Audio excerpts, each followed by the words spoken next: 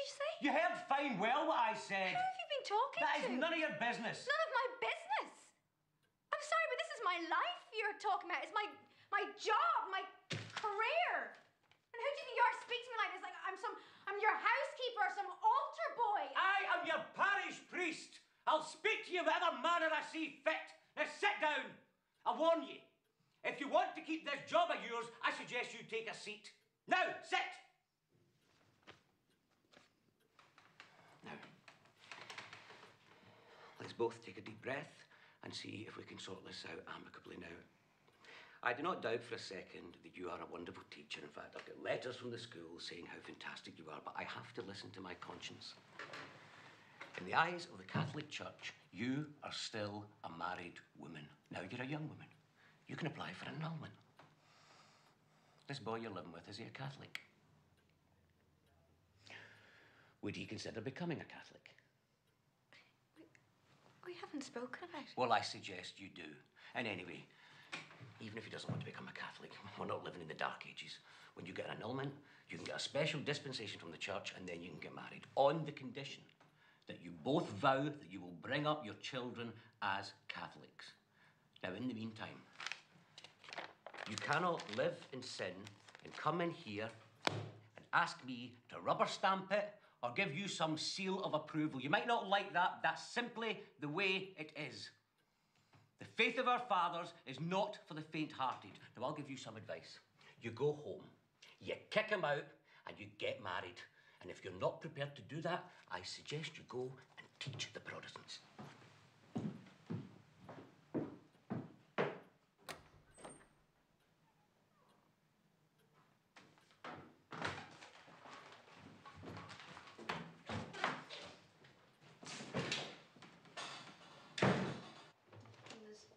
He was patronising.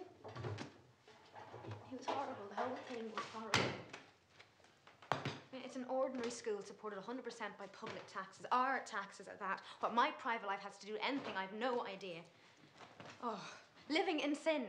Fucking cheek of me. What would your mum have made of all this? Oh, God, I don't know. I mean, she would have supported me. She probably would have said, I just want you to be happy, Roisin. And then probably a day or two later, she would have said, what about the children? I mean, that's what everybody's going to be thinking, isn't it? They won't say it, but that's what they're thinking. What colour are they going to be? What's their hair going to be like? Are they going to be circumcised? What school are you going to send them to? What religious stamp are you going to stick on them? I mean, they're fucking bigots, all of them. It drives me fucking insane. If it's not the Holy Willy priest and his cronies on one side, it's your dad and fucking mullahs on the other, and we're stuck in the middle. Don't say that, Roisin. Hey? Don't call my dad a bigot. What is he then?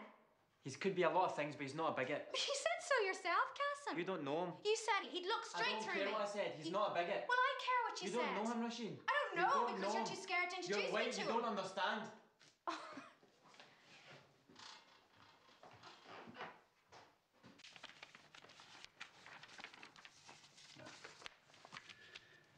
Sign it. Is that my resignation? Your contract. I haven't got the certificate of approval. I don't care. This is your head on the line, Michael. I said, sign it. You do know I'm still living with him, That's none of my business, Roisin, and as far as I'm concerned, it's none of that old fanatic's business either. You've done a first-class job here. Look, do I have to forge that signature for you? No.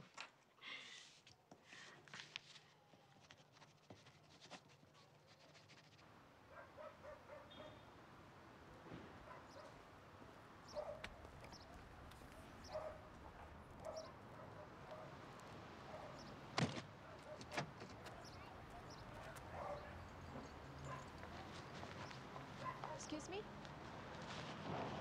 Are you Miss Hanlon? Yeah. My name's Roxana Khan. I'm Qasim's older sister. Hi. Is it possible to have a chat with you? Yeah, sure. Do you want to come up? Could we go elsewhere?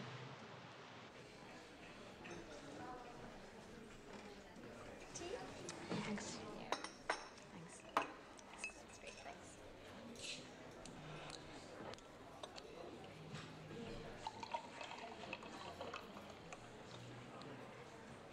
Roshan, you must be wondering why I've asked to, well, I've come to see you, I suppose. You must think this is very odd, but basically I feel that I had to talk to you because of what's going on just now with my family. Qasim's left home and he's living with you. And as far as my family's concerned and my community's concerned, it's brought a great deal of shame on all of us. See, we have this concept called Is It, which I guess is family honor. And that's really, really important to people. And my parents, all their life, have worked very, very hard to maintain that, to keep that. And they've built up respect and trust in the community. And what Qasim has done has basically taken that away. And not only that, I don't know if Qasim told you, but I met Amr through my family. And we got on really well, our families got on really well. We were very fond of each other. And in the short time that we've known each other, we feel very strongly, and we both want to get married. But because of what Qasim's done,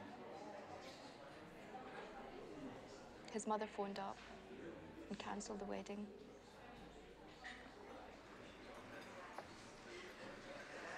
I love your brother. Why can't you accept that? For how long? I don't know. When will you know? When everybody's lives are fucked up? Can't you understand what's going on? Can't you understand that because of your love, that so many people's lives are being destroyed? You clearly don't understand, do you? Roshan, I'm just going to ask you straight. Will you leave my brother?